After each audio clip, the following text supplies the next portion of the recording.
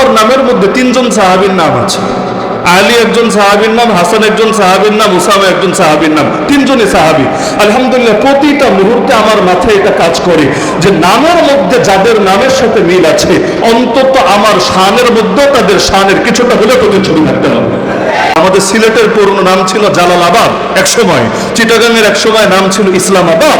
তাহলে যেই জায়গার নামই ইসলামাবাদ, আমরা তো আশা করতেই পারি 2 দিন আগে বা পরে এর প্রতিটা ইঞ্চি ইঞ্চি মাটিতে ইসলাম হবেই হবে, আবাদ ইনশাআল্লাহ।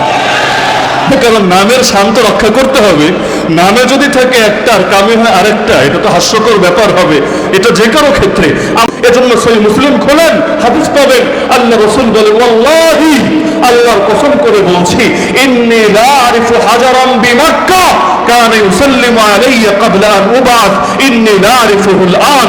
সেই পাথরটাকে আজও আমি মুহাম্মদ ভালো করে চিনি। আরে আমার কাছে ওহী আসা শুরু হওয়ার আগেই যেই পাথর মক্কায় আমাকে দেখলেই সালাম দিত, সালাম। আপনি চিন্তা করেন, এখনো ওহী আসা শুরু হয় নাই, এখনো মানুষ তাকে নবী রাসূল হিসেবে চিনতে শুরু করে নাই, কিন্তু পাথর পর্যন্ত চিনত এই মানুষটা আল্লাহর একজন নবী, এই মানুষটা আল্লাহর একজন রাসূল।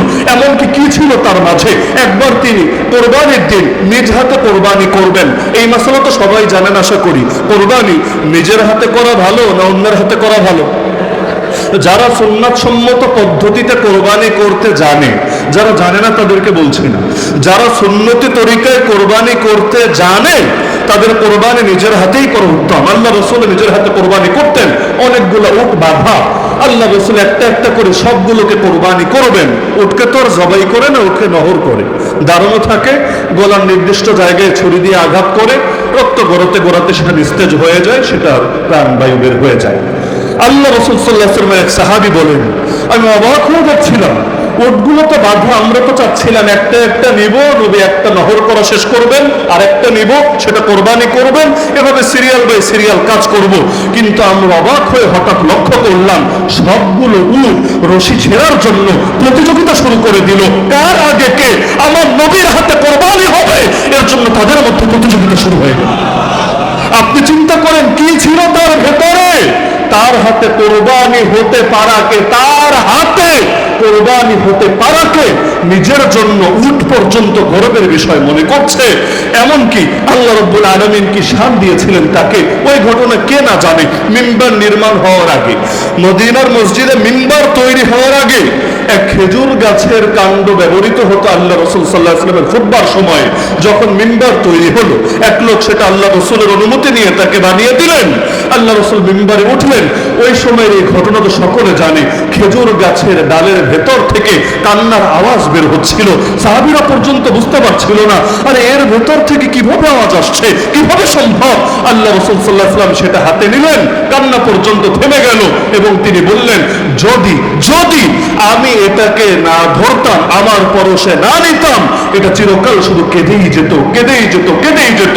আল্লাহ রাসূলের শানে আবু তালেব পর্যন্ত, যে নিজে হয়তো কালেমা করে নাই, কিন্তু সে ওই স্বীকৃতি দিতে বাধ্য হয়েছে, ওয়া আবিয়াদা ইস্তাসকাল গামামু বিওয়াজহিহি শিমালুল ইয়াতামা ইসমাতুল লিল আরামিলি। আরে সে তো এমন সুব্রজ্জ্বল, সে তো এমন মহান ব্যক্তিত্ব, যার ওসিলা দিয়ে মেঘ থেকে বৃষ্টি কামনা করা হয়, সে এতিমদের আশ্রয়স্থল এবং বিধবাদের রক্ষক। আল্লাহ রাসূল এক শুক্রবার দিন জুমার সময় খুতবা দিচ্ছেন, এক বেদুইন লোক, বেদুইন মানে মরুভূমিতে থাকে, অত আদব কায়দাও বোঝে না এবং শহরের নিয়ম কানুনের সঙ্গে ওরা পরিচিত না। খুতবার মধ্যে দাঁড়ায়া বলে উঠলো, ইয়া রাসূলুল্লাহ, হালাকাল আহল হালাকাল মাল ওয়া জাআল আয়াল। আল্লাহ রাসূল সাল্লাল্লাহু আলাইহি ওয়াসাল্লামকে বলছে, আমাদের সম্পদ তো সব শেষ হয়ে গেল, আমাদের ফ্যামিলি তো মরণ উপক্রম হলো। কেন কেন কি হয়েছে? সেগুলো কতদিন ধরে বৃষ্টি নেই আপনি জানেন, ইতিমধ্যে দুর্ভিক্ষ দেখা দিয়েছে, আমাদের ফ্যামিলিও বরবাদ, আমাদের সম্পদও বরবাদ, এখন আমাদের কি হবে? আল্লাহ রাসূল সাল্লাল্লাহু আলাইহি ওয়াসাল্লাম সেই সময় আল্লাহকে বললেন, দেরি করলেন না, সেই সময় আল্লাহকে বললেন, আল্লাহুম্মা স্কিনা, আল্লাহুম্মা স্কিনা, আল্লাহুম্মা স্কিনা। হে আল্লাহ, আমাদেরকে বৃষ্টি দিয়ে সিক্ত করেন, বৃষ্টি দিয়ে সিক্ত করেন, বৃষ্টি দিয়ে সিক্ত করেন। সাহাবী বলেন, দোয়া মুখ থেকে বের হতে দেরি, ফল প্রকাশ হতে দেরি না। আমাকে বলেন, নবীর দোয়া কবুল হতে কি কোনো বাধা আছে? আমাদের দোয়া কবুল হতে নয়তো বিভিন্ন বাধা টাধা থাকে। অনেক সময় হারাম ইনকামের কারণে, হারাম খাওয়ার কারণে দোয়া কবুল হয় না। কখনো দোয়ার আদব না জানার কারণে, যেমন দোয়া করতে হয় নবীর শানে দুরূদ পড়ে। এখন যারা দুরূদে কার্পণ্য করে তাদের দোয়াও আল্লাহ রাসূল বলেন আসমান এবং জমিনের মধ্যে আটকে যায়। ইন্না দুআ মাওকুফুন বাইনাস সামাই ওয়াল আরদ, নিশ্চয়ই দোয়া আসমান আর জমিনের মধ্যে আটকে থাকে যদি না বান্দা নবীর শানে দুরূদ পড়ে। তা আমাদের দোয়া কবুল হতে অনেক বাধা থাকে, কিন্তু নবীর দোয়া কবুল হতে কোনো বাধা আছে? তাহলে আবু জাহল মারা যাওয়ার পর কুরাইশের পক্ষে নেতৃত্ব দিত কে? আবু সুফিয়ান। উহুদের যুদ্ধেও সে ছিল নেতা। এই আবু সুফিয়ানের ইতিহাস যদি আপনি পড়েন দেখবেন, যখন সম্রাট হিরাক্লিয়াস, আজকের ইউরোপের আগের নাম মনে করেন রোম, এখন তো ইতালির মধ্যে একটা এলাকা আছে রোম, এটা না, তৎকালীন সময়ে রোম বলতে পুরো পশ্চিমা বিশ্ব ধরতে পারেন বা পুরো ইউরোপ। এই ইউরোপের তৎকালীন যিনি বাদশাহ ছিলেন, সম্রাট ছিলেন, তাকে বলা হতো হিরাক্লিয়াস। সেই হিরাক্লিয়াসের সঙ্গে দেখা হয়েছিল আবু সুফিয়ানের উহুদ যুদ্ধের কিছুদিন পরের কথা। যার সাথে যুদ্ধ হলো তার বিরুদ্ধে তো রাগ বেশিই থাকবে। আমার নবী হক নবী কিনা এটা যাচাই করার জন্য এই হিরাক্লিয়াস প্রশ্ন করেছিল আবু সুফিয়ানকে, আমার কাছে যদি আমার দুশ্মনের ব্যাপারে কেউ জিজ্ঞেস করে আমি ভালো বলবো না সবচাইতে খারাপ বলবো? আবু সুফিয়ানকেও প্রশ্ন করেছিল হিরাক্লিয়াস আমার নবী হক কিনা যাচাইয়ের জন্য। আবু সুফিয়ান পরে স্বীকারও করেছে মুসলমান হওয়ার পরে, দু এক জায়গায় চেয়েছিলাম দু একটা মিথ্যা চালিয়ে দিব, চালাই নাই শুধু এই ভয়ে আজকে যদি মোহাম্মদের নামে মিথ্যা কিছু বলি তাহলে আমার সাথে যে কয়টা লোক আছে, সে একা তো যায় নাই ব্যবসায়ী কাজে, তার সঙ্গে আরো 2-4 জন লোক আছে, এরা যখন গিয়ে মক্কায় বলে দিবে আরে নেতাজি দেখি মিথ্যা কথাও বলে, ওই সময় তো আমার ইজ্জত ফালুদা হয়ে যাবে। কারণ আরব জাতির এই বৈশিষ্ট্য ছিল, নিজেরা কাফের হতো, মুশরিক হতো, কিন্তু কোনো মিথ্যাবাদীরা তারা নেতা মানতো না। কারণ মিথ্যাবাদী মানেই হলো ধোঁকাবাজ। ধোঁকাবাজ আর যাই হোক কখনো জাতির নেতা হওয়ার যোগ্য হতে পারে না। আবু সুফিয়ানকে জিজ্ঞেস করেছিল একটা প্রশ্ন, আচ্ছা তুমি আমাকে বলো তো, ফাহাল কুনতুম তাত্তাহিমুনাহু বিল কাযিব ক্বাবলা আন ইয়াকুলা মা ক্বাল? এই যে মুহাম্মদ লা ইলাহা ইল্লাল্লাহ দাওয়াত দেওয়া শুরু করেছে, এই দাওয়াত দেওয়ার আগে তোমরা কি তাকে মিথ্যাবাদী হিসেবে চিন্তা না সত্যবাদী হিসেবে চিন্তা? পূর্বেও কি তার ব্যাপারে মিথ্যার অভিযোগ ছিল কিনা তোমাদের একটু বলো তো। কারণ মানুষের অতীতের সাথে এটা হচ্ছে একটা প্রমাণ বের করবে, যার থেকেই যদি মিথ্যাবাদী হয় তাহলে আল্লাহর নামেও মিথ্যা কথা চালাতে পারে। এজন্য জিজ্ঞেস করলো যে মুহাম্মদ এই দাওয়াত শুরু করার আগে তোমরা তারে মিথ্যাবাদী হিসাবে অভিযুক্ত করতা কিনা? এবার আবু সুফিয়ান বলল না, আমরা এর আগেও অর্থাৎ বিগত 40 বছরেও আমরা তাকে কখনো মিথ্যা বলতে দেখি নাই, মিথ্যা বলতে শুনি নাই।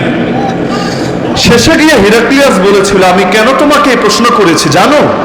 তোমার এই প্রশ্নের দ্বারা আমি এটা স্পষ্ট বুঝে নিয়েছি এটা কখনোই সম্ভব না যে সে মানুষের নামে মিথ্যা বলা থেকে বিরত থাকবে আর আমার আল্লাহর নামে যা মনে চাই সেই মিথ্যা চালিয়ে দিবে, এটা সম্ভব না।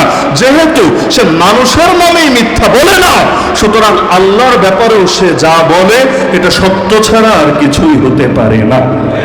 এমনকি আমার নবী প্রথম প্রকাশ্যে যেবার দাওয়াত দিলেন, একটা পাহাড়ের চূড়ায় উঠলেন, কুরাইশের প্রতিটা গোত্রের আলাদা আলাদা করে নাম ডেকে ডেকে সবাইকে জমা করে প্রথম দাওয়াত দেওয়ার আগে নবী জিজ্ঞেস করেছিলেন বলো তো, আমি যদি তোমাদেরকে বলি পাহাড়ের পেছনেই শত্রু বাহিনী চলে এসেছে, কিছুক্ষণ পরই তোমাদের উপর হামলা চালাবে, তোমরা কি আমার কথা বিশ্বাস করবা?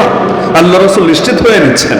তারা বলল কেন বিশ্বাস করব না মুহাম্মদ, মা জাররাবনা আলাইকা ইল্লা সিদকা, আমরা তো তোমার ব্যাপারে সত্যের অভিজ্ঞতাই শুধু লাভ করেছি, তোমার জবান থেকে কোনোদিন কোনো মিথ্যা কথা বের হতে আমরা দেখি নাই। তাহলে নবীর দুশমনরাও এটা স্বীকার করতে বাধ্য ছিল। আর স্বীকার করবে না কিভাবে, যেখানে আমার রাসূল বলেন লাইসা শাইউন বাইনাস সামাই ওয়াল আরদ ইল্লা ইয়ালামু আন্নী রাসূলুল্লাহ ইল্লা আসিয়াল জিন্নি ওয়াল ইনস, আসমান এবং জমিনের মধ্যে এমন একটা জিনিসও নাই যেই জিনিসটা জানে না সুনিশ্চিতভাবে যে আমি আল্লাহর রাসূল। শুধুমাত্র কিছু নাফরমান, কিছু অবাধ্য জিন আর ইনসান বাদে প্রতিটা মাখলুক এই কথা জানে এবং মানে আমি শুধু সাধারণ বান্দা না, আমি আল্লাহর নবী, আল্লাহর রাসূল।